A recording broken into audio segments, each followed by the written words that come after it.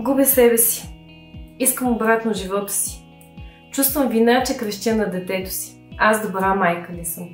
Това са само част от мислите на една нова майка. Здравейте, аз съм Жени и съм основател на Mumfident.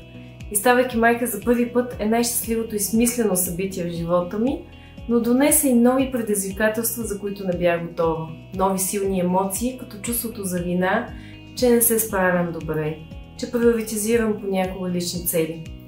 Това ме потикна да направя проучване с други майки като мен и с специалисти като психолози, психотерапевти, консултанти и други, за да разбера, че проблема не е само в мен, че не съм сама. Световните статистики сочат, че 1 от 3 майки изпитват депресивни мисли или тревожност. 1 от 7 майки изпитват следродилна депресия и само половината от тях получават лечение. Проблемите са свързани, но не ограничени до самота, изолираност, несигурност, безпокойство, партньорски отношения, връзка с бебето и с други близки.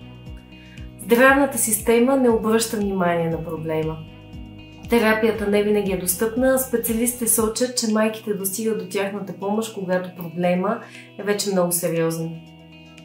В същото време съществуват множество проучвания по темите с ценна информация и ресурси, които обаче са написани на сложен академичен език и остават недостъпни.